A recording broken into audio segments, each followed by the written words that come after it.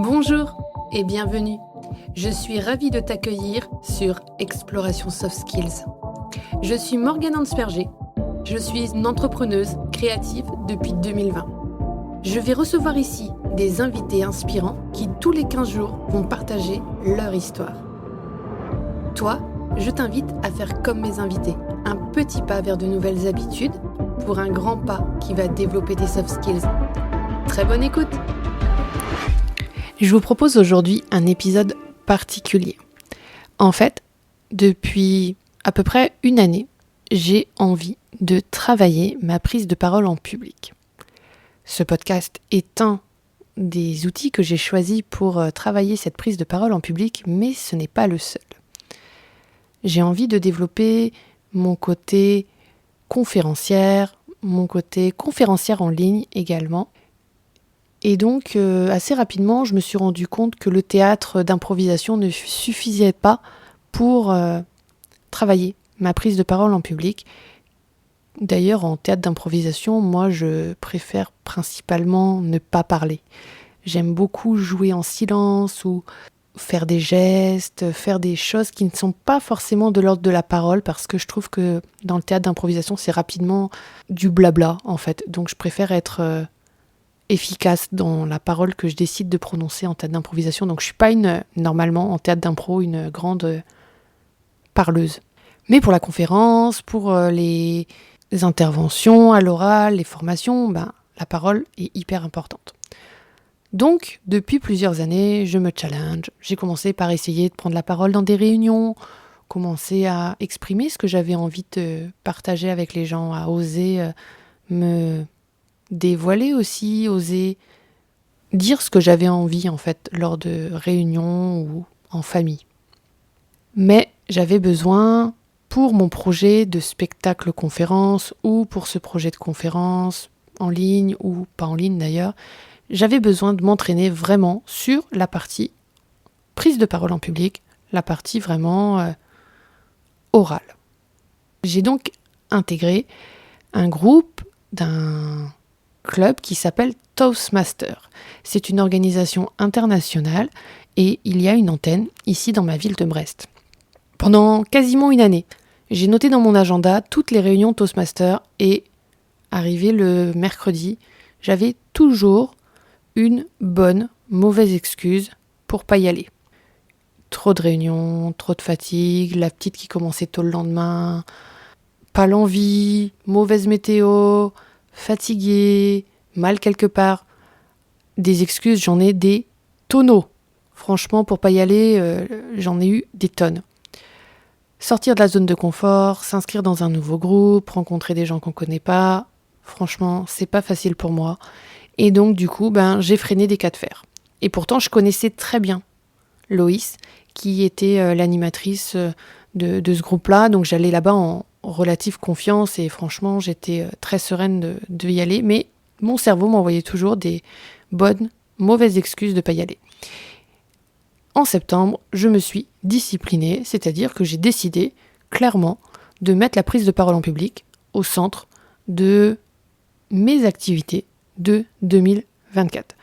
Ou plutôt, j'ai décidé de mettre le fait de monter sur scène au centre de mes activités de 2023-2024 en fait. Je me suis donc inscrit dans un atelier de cabaret burlesque pour m'entraîner à monter sur scène, à danser, à me challenger. Et j'ai décidé également de m'inscrire à un groupe pour apprendre à écrire un spectacle, à écrire une conférence, à vraiment me challenger sur la partie écrite. Et en troisième activité, il y avait cet atelier Toastmaster. J'ai décidé que là, à partir de septembre, c'était mon activité de l'année.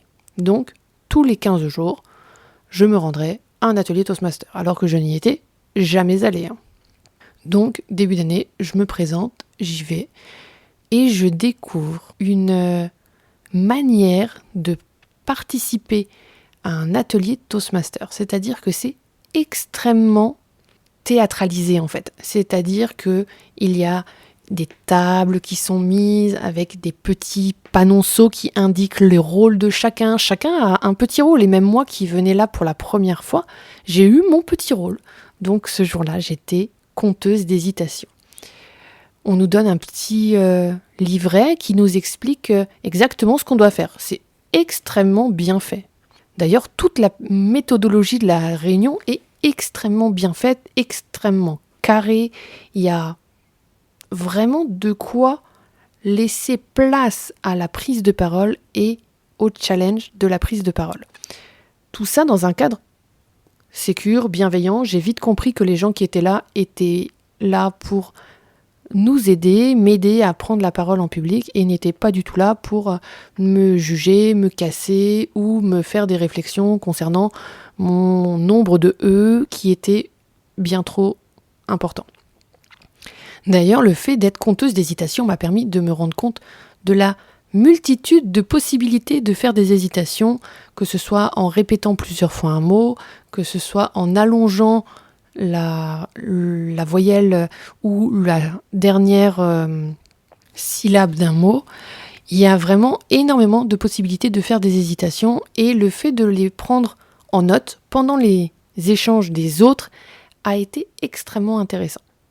Donc je me suis retrouvée à cette première réunion Toastmaster, puis à une autre où j'ai varié les différents rôles. Il y a donc le compteur d'hésitation, l'huissier ou l'huissière. J'ai adoré ce rôle-là parce que il a un petit accessoire, un petit marteau qui est là pour faire le silence dans la salle. Et donc, pendant que tout le monde est encore en train de discuter, l'huissier tapote sur avec son petit marteau et donc demande le silence et commence son discours en énonçant les règles et fait le cadre un petit peu de la séance. C'est aussi l'huissier qui se promène autour des tables pour collecter les feedbacks de tout le monde et ça, j'ai vraiment trouvé ça très intéressant d'être obligé de se lever, de prendre place, de prendre de l'espace, même si moi, à ce moment-là, j'étais pas du tout encore en position de faire un discours. Les premiers ateliers où je suis allée, j'étais vraiment en tant qu'observatrice et c'était très bien comme ça. Ensuite, il y a le rôle du grammairien qui, là, va s'occuper plutôt de la syntaxe, des choses qui sont de l'ordre du vocabulaire et qui va donner un mot de la soirée. Chaque fois qu'on entendra ce mot-là, on va taper sur la table et il va compter du coup le nombre de fois où ce mot a été dit. Ensuite, on a le Toastmaster du soir qui est l'animateur de la soirée, qui est celui qui a préparé un petit peu la soirée et qui est là aussi pour faire avancer les choses. Il y a le chronométreur parce que le temps, c'est important. Respecter le temps pour un discours, ça permet de capter l'attention de son public, d'aller à l'essentiel. Et donc, il est là avec ses petits panneaux de couleurs pour indiquer le temps de chaque intervention. Ensuite, il y a le Topic Master ou Topic Master qui est là pour la deuxième partie de l'atelier qui est les improvisations. Donc ça aussi, c'est un rôle que j'ai pris ensuite, plus tard, dans les autres ateliers où j'étais. Je veux en venir où, depuis que je parle de Toastmaster, c'est que aujourd'hui, je suis allée à un atelier Toastmaster et j'ai proposé quelque chose un petit peu différent, c'est-à-dire que j'ai réalisé un discours. Mais ce discours, je l'ai enregistré. C'est-à-dire que pendant que je faisais mon discours, j'étais assise derrière une table et j'ai allumé mon micro. Et donc c'est ça que je voulais partager avec vous aujourd'hui. C'est que là, je vous ai présenté donc en petit 1 Toastmaster, comment j'en suis arrivée à m'inscrire à un atelier. Là, je vais vous expliquer comment j'ai préparé ce fameux discours. Ensuite, je vais vous laisser avec le discours tel qu'il a été réalisé ce soir-là. Je ne ferai pas de montage sur cette partie de l'enregistrement. Je vais juste vous épargner quelques bruits de bouche, mais c'est absolument la seule montage que je vais faire pour que vous puissiez juger des espaces, des silences, parce qu'en plus, vous allez vous rendre compte que c'était le thème. Et ensuite, une fois que vous aurez entendu donc les 6 minutes de discours, eh bien, je reprendrai le micro pour vous expliquer les feedbacks que j'ai reçus suite à cette intervention et mon analyse de cette prise de parole. L'idée de cet épisode est de vous montrer comment est-ce qu'on en vient à prendre la parole en public, comment on se prépare à la prise de parole en public et comment est-ce qu'on analyse sa prestation, sa prise de parole en public. C'est très ambitieux, mais je pense qu'on va y arriver ensemble. Donc je vous explique un petit peu comment j'ai préparé cette prise de parole en public. Il faut savoir que moi, je suis une fille du mot-clé, je fais du mind mapping, et donc rédiger ma prise de parole, c'était absolument pas envisageable. Donc je savais dès le début que j'allais avoir une feuille avec des mots-clés, une route que j'allais emprunter, mais absolument pas un discours que j'allais pouvoir préparer à l'avance, m'entraîner, répéter. Pas du tout. Moi, c'est pas du tout comme ça que je fais. La part d'improvisation est extrêmement importante dans ce que je fais. Et d'ailleurs, c'est pour ça que je me suis inscrite à un atelier d'écriture. C'est parce que, justement, il faut que j'apprenne aussi cette partie-là qui n'est pas du tout innée chez moi. Donc, me voilà chez moi 3 heures avant le début de l'atelier Toastmaster. J'ai reçu un mail la veille ou l'avant-veille en me disant que le thème de la soirée, c'était cette notion de ralentir. Et ça tombait absolument à pic parce que dans ma prise de parole en public, j'ai beaucoup eu besoin de ralentir pour avoir beaucoup moins de galères de montage. Et donc du coup, j'ai tout de suite senti ce que je pouvais raconter dans ma prise de parole. Je me suis donc préparée avec une simple feuille de papier et mon meilleur ami, l'intelligence artificielle, ChatGPT, à qui j'ai expliqué les tenants et les aboutissants de mon projet et à qui j'ai demandé de m'aider à rédiger un plan avec les premières idées que j'avais.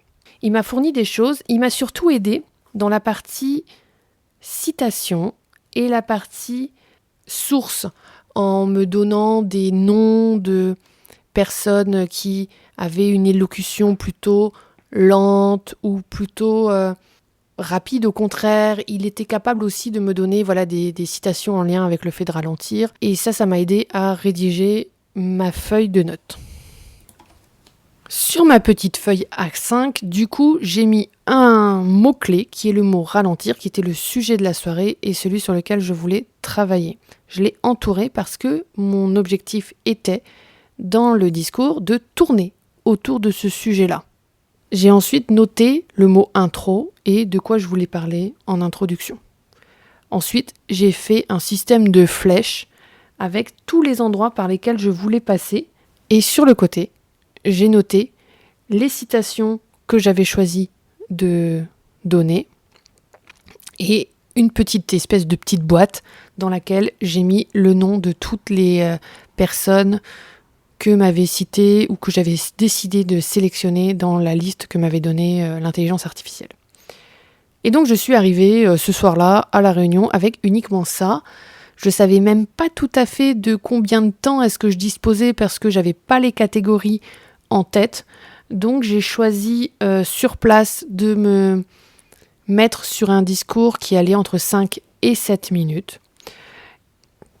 Et je me suis lancée. J'ai installé mon micro et voilà le discours qui a été fait à ce moment-là. Évidemment, c'est un discours qui a été fait assis, alors que d'habitude, à Toastmaster ou en règle générale en conférence, on fait des discours debout. Là, forcément, le fait d'avoir le micro, je n'ai pas encore de micro-cravate, donc j'étais assise. Ça peut peut-être jouer sur la qualité de ce que vous allez entendre ou pas, mais en tout cas, voilà, sachez que le contexte dans lequel a été fait l'enregistrement, c'était une prise de parole assise avec le micro devant moi. Je vous laisse donc écouter ce que j'ai raconté sur ce thème de ralentir et je vous retrouve ensuite pour parler de feedback et des retours que j'ai reçus et également de comment est-ce que moi j'analyse ma prestation. Bonne écoute! La vie est comme une bicyclette. Pour maintenir de l'équilibre, il faut avancer lentement. Albert Einstein. Quand j'ai décidé de me lancer le challenge de faire ce texte aujourd'hui devant vous, j'ai été sur ChatGPT et je lui ai demandé un petit peu des citations sur ce thème de ralentir. Et il m'a sorti cette citation de Albert Einstein qui m'a inspiré le début de ce discours. Car moi, je suis dans la pensée visuelle et j'aime beaucoup les métaphores. Alors j'ai tout de suite vu Albert Einstein sur son vélo en train de pédaler.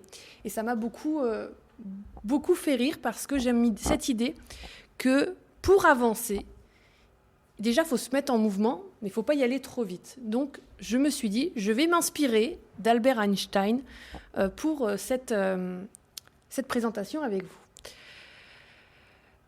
Quand est-ce que la vitesse est un problème ? Ça, c'est la deuxième question que m'a posée ChatGPT quand j'ai préparé ce discours. Eh bien, je me suis dit que le principal endroit où la vitesse était un problème, c'était forcément sur la route, quand on était en voiture. Donc, j'ai gardé ma métaphore de la voiture et de la limitation automobile. Et je me suis demandé quel serait le débit maximal autorisé pour un discours Toastmaster. Est-ce que ça se compte en mots par minute ? Est-ce que c'est en nombre d'hésitations ? Comment est-ce qu'on sortirait le carton rouge de la vitesse maximale autorisée dans un discours Toastmaster ? On pourra peut-être en discuter ensemble, mais vraiment, je me suis questionnée sur ça. Et si on avait des petits panneaux de limitateurs de vitesse, si je commence à m'emballer, si je commence à aller trop vite, peut-être un rôle pourrait lever un petit panneau me disant « Morgane, calme-toi, tout va bien, il n'y a pas besoin de s'énerver, on est là ». Mais pourquoi est-ce que c'est intéressant de ralentir lorsque l'on parle ? Déjà, ça permet de mieux articuler. Ça, c'est évident, on me comprend mieux. Moi, mon principal argument pour ralentir, c'est les hésitations. Le premier rôle d'ailleurs que j'ai eu à Toastmaster, c'était le compteur d'hésitation. Et lorsque j'ai commencé le podcast, je me suis écoutée parce que c'était moi qui faisais les montages. Et là, ça a été le drame absolu. Au bout d'à peu près 20 j'ai commencé à me décomposer. Au bout de 30, je me suis dit qu'il fallait vraiment que je trouve une solution. Et après, j'ai arrêté de compter parce que je me suis dit que sinon, je fermais tout de suite le podcast. Donc, quand j'ai réenregistré des épisodes solo, c'était mon enjeu. Les hésitations. Je ne voulais pas dire trop de car c'était mon hésitation préférée. Donc, j'ai décidé de faire des silences. Et c'est là que le thème de ralentir, je l'ai trouvé intéressant. C'est-à-dire qu'à chaque moment où j'hésitais à dire quelque chose, eh bien, juste, je me taisais. Mon cerveau faisait la bonne phrase, puis elle sortait tout à fait fluidement, sans avoir à dire de intempestif qui ne servait à rien du tout. Et qui d'ailleurs était très pénible à couper au montage, alors que les blancs, c'était très facile. Du coup, eh bien, je me suis challengée sur ça. Pour quelle autre raison est-ce que c'est intéressant de ralentir lorsque l'on fait une prise de parole en public ? C'est pour laisser l'auditeur suivre, comprendre, imprégner ce qu'on est en train de dire. Car moi, dans ma tête, ça va déjà assez vite, mais je me dis que si ça sort à cette vitesse-là, ça va vraiment faire mal au crâne, en fait, clairement. Donc, ralentissement. Ensuite, ralentir permet de regarder son auditoire, de prendre la température, de savoir si je vous ai perdu ou si, au contraire, eh bien, vous êtes intéressé, accroché, si ça vous plaît, et donc d'ajuster où j'en suis dans mon discours. Ça permet d'être clair. Et ça permet aussi d'insister sur les mots-clés. Et ça, le mot-clé, moi, c'est un peu mon dada. Parce que donc, je fais du mind mapping, et le mind mapping, c'est en mots-clés. Donc, moi, j'ai plus de mal à parler longtemps. Faire des synthèses courtes, je sais très, très bien faire. Mais développer, structurer une idée, c'est plus compliqué pour moi. Donc, l'idée de prendre des pauses, de avancer tranquillement dans mon chemin que je me suis créé sur le papier, eh bien, me permet d'avancer sereinement. J'aime bien donner des petites astuces quand je fais des prises de parole en public. Eh bien, je vais vous proposer de vous aussi ralentir. Et pour ça, je vais vous proposer déjà de décroiser les jambes et de poser les 2 pieds au sol. Parce que rien que ça va vous aider à vous ancrer. Parce que quand on est sur son vélo, on a toujours un pied devant l'autre. si vous avez les 2 pieds à l'arrêt, vous allez avoir moins tendance à avancer, forcément. Donc je vous invite à ancrer vos 2 pieds dans le sol et à respirer. Ça peut paraître bête, mais c'est quand même la première chose qu'on a fait en venant sur Terre, et ce sera la dernière chose qu'on fera également. C'est sur ceci que je vais arrêter cette discussion en vous disant que je me suis pas seulement inspirée d'Albert Einstein, j'ai aussi listé quelques autres personnes qui pourraient vous inspirer, comme Morgan Freeman, qui avait une voix calme et mesurée, Barack Obama, Angela Merkel, qui était calme et réfléchie, d'après toujours ChatGPT. Je vous souhaite une très belle réunion. Merci de m'avoir écouté. Je vais maintenant vous expliquer comment est-ce qu'on fait un feedback à Toastmaster. On utilise dans mon club Toastmaster la technique du feedback sandwich. C'est-à-dire que sur un petit bout de papier de la taille d'un post-it à peu près, on va écrire tout d'abord un feedback positif, quelque chose qu'on a apprécié, quelque chose qu'on a trouvé hyper intéressant, vraiment quelque chose de très bien dans le discours. Ensuite, on va faire un feedback d'amélioration, une proposition, quelque chose qui pourrait être amélioré par la personne. Parler plus lentement, faire moins de gestes parasites, regarder plus l'auditoire. Et enfin, un feedback à nouveau positif pour terminer et encourager la personne. À l'issue de ça, l'huissier va récupérer tous les petits feedbacks et les donnera à la personne qui a fait le discours.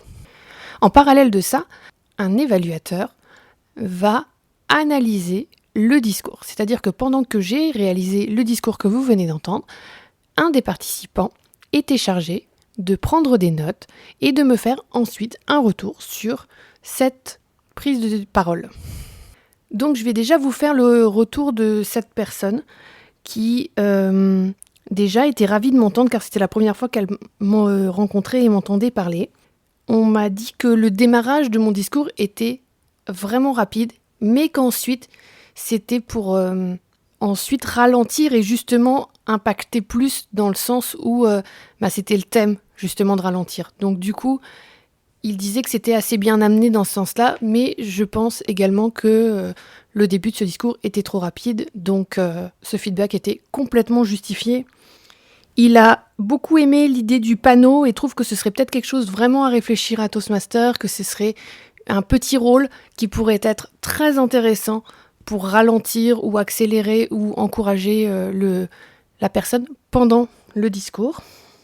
Ensuite, j'ai eu des retours concernant le fait que mon astuce de la pause au lieu de l'hésitation était très intéressante. On m'a reproché, par contre, en feedback négatif, les anglicismes, comme le mot mind mapping. C'est vrai. Mais au quotidien, c'est le mot que j'utilise et c'est celui qui est le plus juste pour moi car c'est celui qu'a choisi Tony Buzan.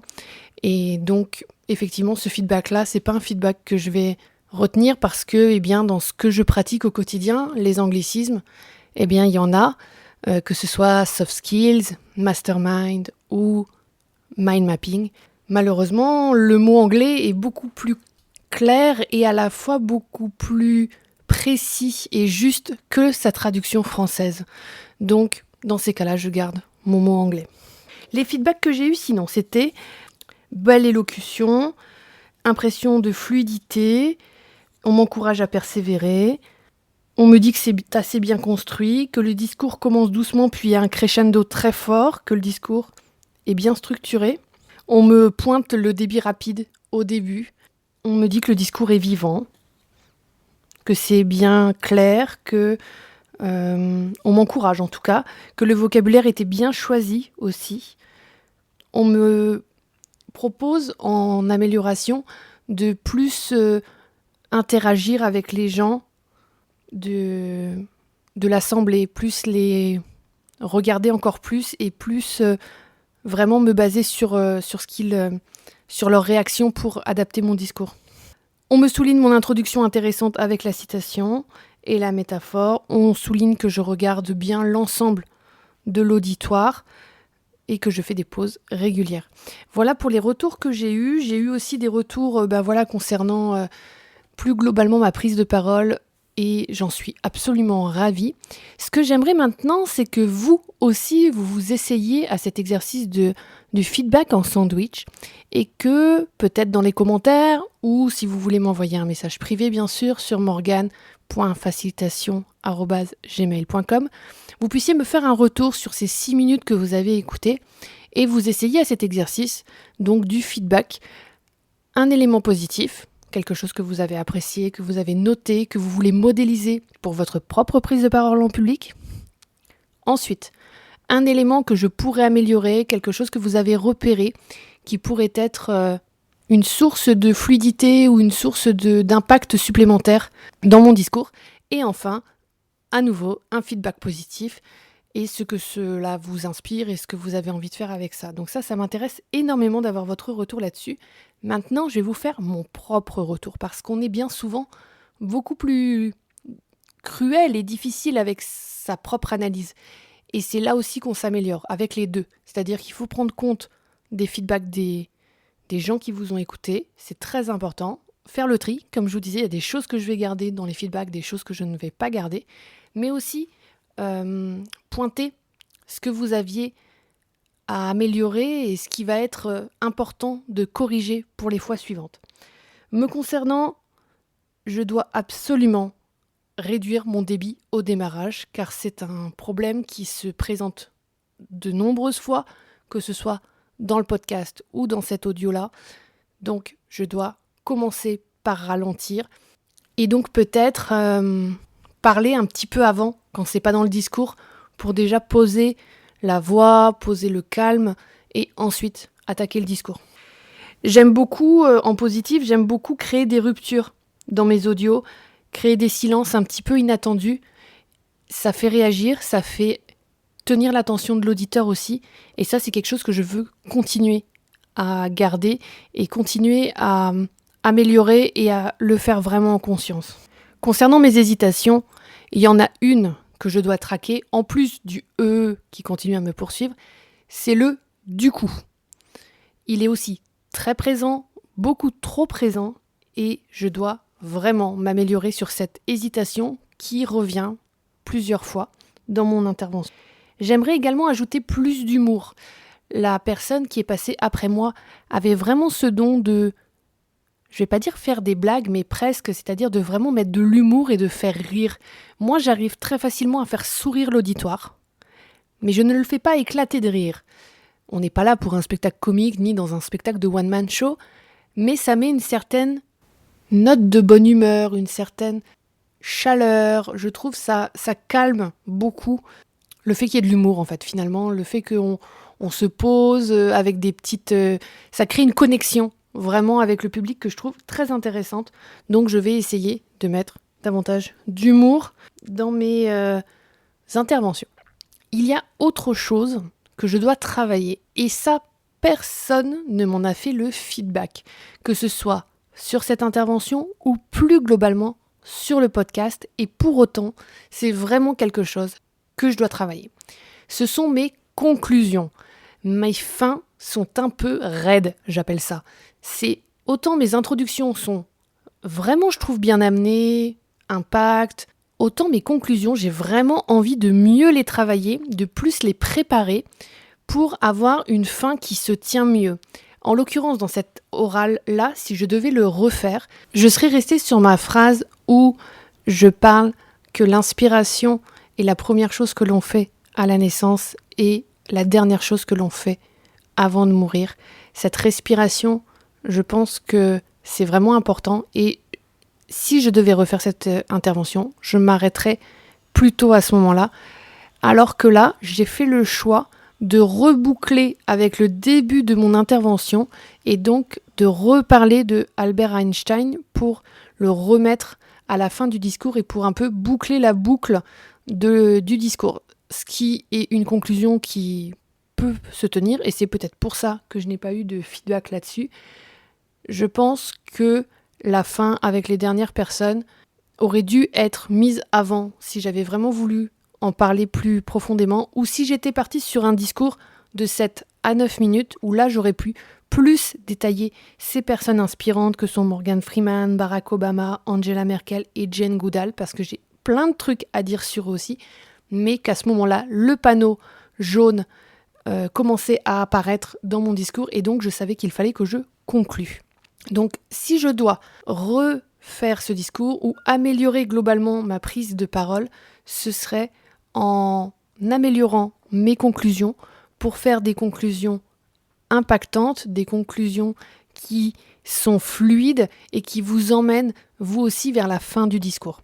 Je ne sais pas ce que vous en pensez, ça m'intéresse vraiment de discuter conclusion avec vous. C'est vraiment quelque chose que j'ai envie de travailler.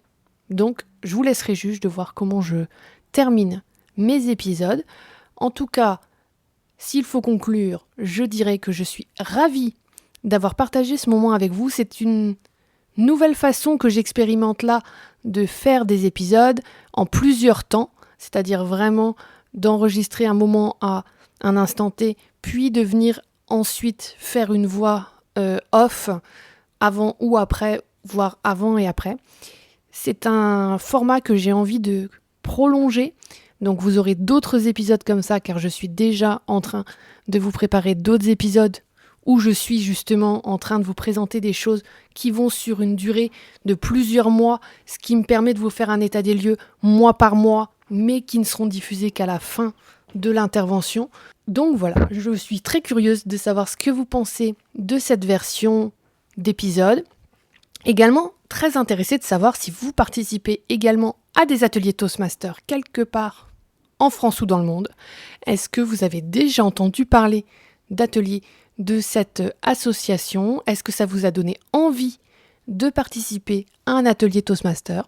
En tout cas, moi, je suis absolument ravie du groupe que nous avons sur Brest. Je les remercie chaleureusement d'avoir accepté de jouer le jeu de cet épisode et d'avoir contribué à la création de ce moment que je partage aujourd'hui avec vous tous. Je vous souhaite une excellente journée. À très bientôt. Je te remercie d'avoir écouté cet épisode. On se retrouve dans 15 jours. Si cet épisode t'a plu, je serai ravie de lire ton commentaire et de voir ton like. Toi aussi, tu peux faire rayonner les soft skills en partageant cet épisode. Et pour continuer à les explorer, tu peux t'abonner à cette chaîne ou me retrouver sur tous mes réseaux sociaux sous le nom Morgane Ansperger ou Morgane Facilitation. Je te souhaite une très belle journée. À très vite!